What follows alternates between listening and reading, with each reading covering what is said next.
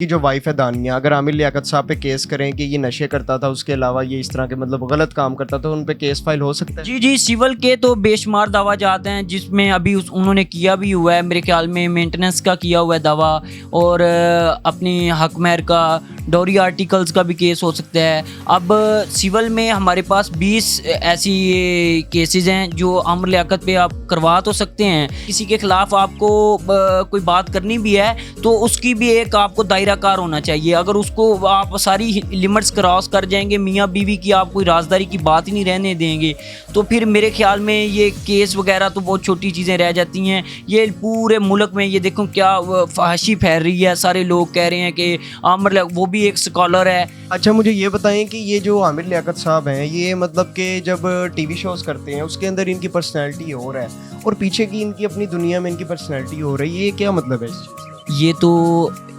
انسان کے بس میں نہیں ہے۔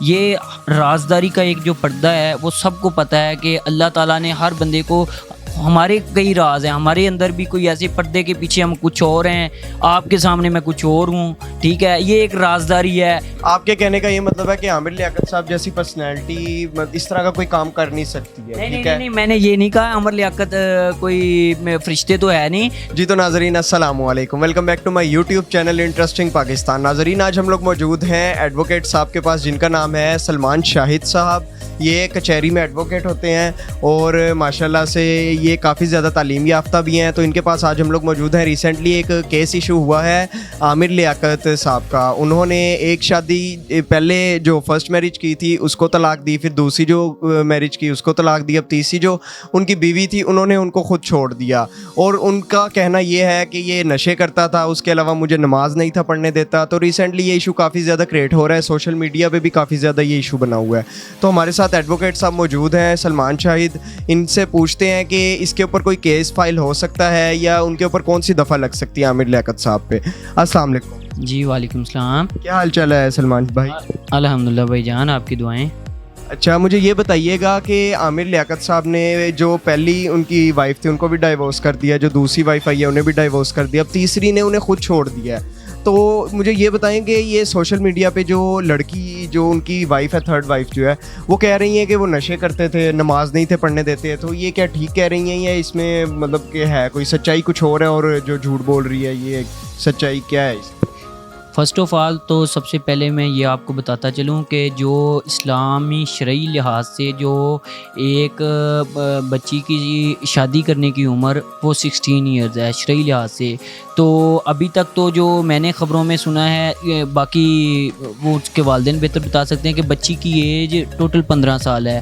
جب آپ کوئی بچگانہ ذہن کی بچی اپنے گھر لے کے آتے ہیں، بے شک وہ بعد میں تو دونوں سٹیٹمنٹ دے رہے ہیں کہ وہ کہہ رہے ہیں کہ 18 سال کی تھی، کوئی کہہ رہا تھا وہ شاہ فیملی سے بلونگ کرتی تھی، تو یہ ساری سٹیٹمنٹ جو دے رہے ہیں یہ ان کی کوئی ویلیو نہیں ہے۔ میری نظر میں عامر جو لیاقت ہے ان کو چاہیے تھا کہ وہ ایک ایسی بیوی ان کو جس کی عمر پوری 18 سال ہوتی، یا بچی کے ساتھ شادی کرنا بالکل میرے خیال میں اور اسلامک پوائنٹ آف ویو سے یہ سارا اللیگل تھا۔ اور اب یہ سوچیں، جو یہ بعد میں اس کا ہی اثر ہے کہ دانیہ اب خود کو کہہ رہی ہے کہ وہ نشے کرتا تھا۔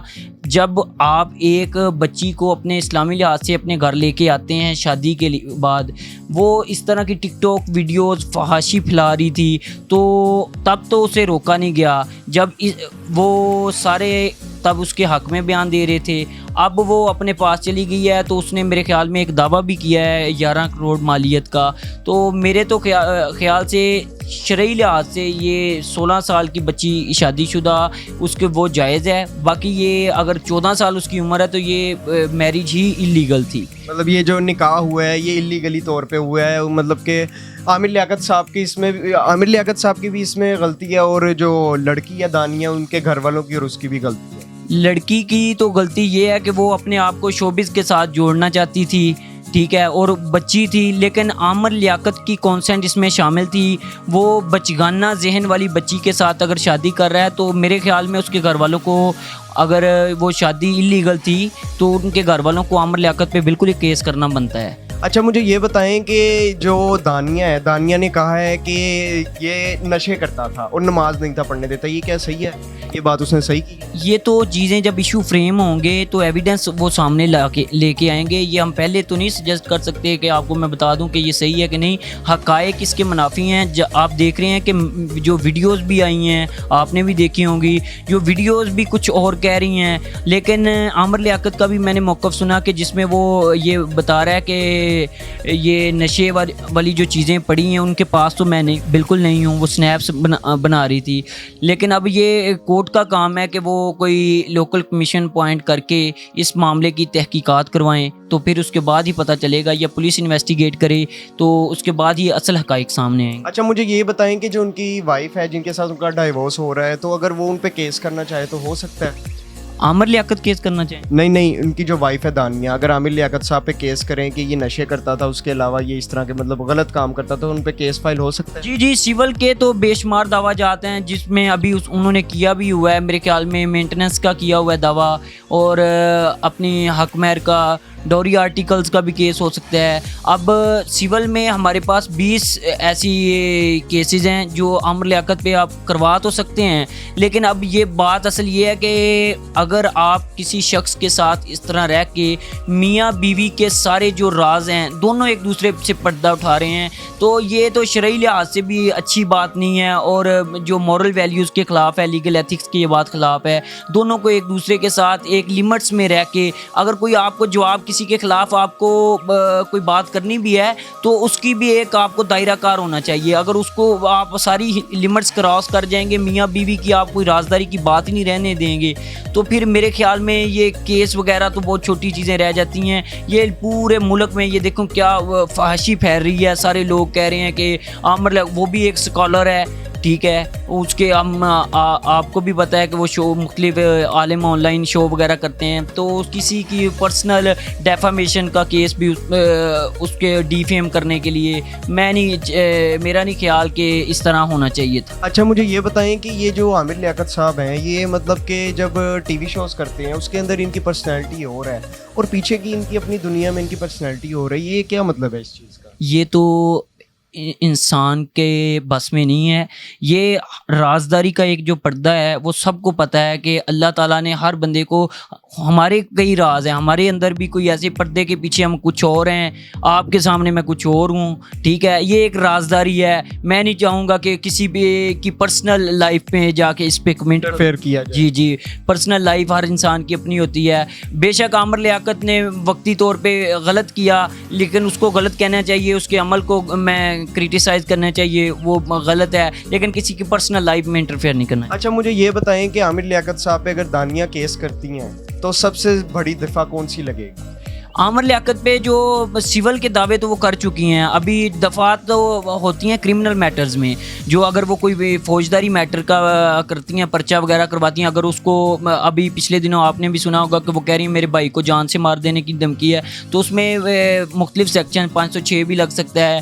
اگر وہ کوئی اس پہ حملہ کرتے ہیں، کوئی اس طرح کی کرتے ہیں، تو وہ دھمکیوں کے ہی ابھی تک تو میں نے بات سنی ہے. لیکن میرا نہیں خیال کہ ایک عامر لیاقت جیسی پرسنالٹی، نہ میں اس کو کوئی ڈیفینڈ کر رہا ہوں، لیکن وہ اس کے سول کیسز کے لیے اس کے پاس اپرچونٹیز ہیں اور کرمنل کے لیے الگ ہیں. اگر عامر لیاقت اس پہ کوئی کرتا ہے تو پھر یہ پولیس کی ہے کہ وہ آفیشیلز کی کہ وہ کس طرح کا ایکٹ ہوتا ہے، اس کے خلاف اسی طرح کے اوفینسز لگیں. اچھا مجھے یہ بتائیں کہ اس کو کتنے سال تک جیل ہو سکتی ہے، یا زیادہ سے زیادہ مطلب کتنی دیر تک وہ جیل میں رہ سکتا ہے اگر اس پہ ہوا بھی اس طرح کا کوئی؟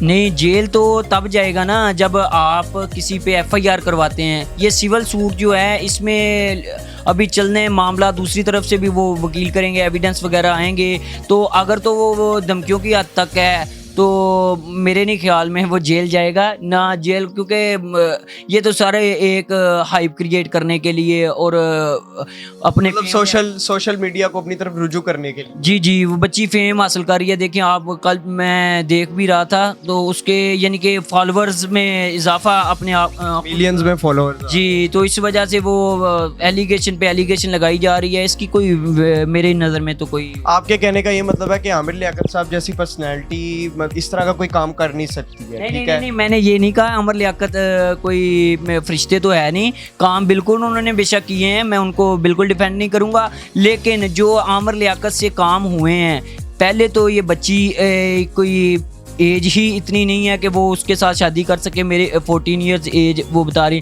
لیکن ابھی ہائی کورٹ کی ریسنٹلی ایک ججمنٹ آئی ہے جس میں انہوں نے آرڈر بھی کیا ہے کہ اگر بالغ لڑکی ہے تو وہ اپنی مرضی سے شادی کر سکتی ہے.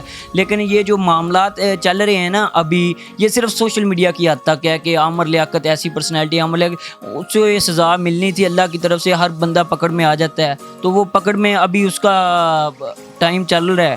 تو دیکھیں اب کیا ہوتا ہے. اس کی پہلی شادی بھی کامیاب نہیں ہوئی، دوسری شادی بھی کامیاب نہیں ہوئی، تیسری بھی نہیں ہوئی.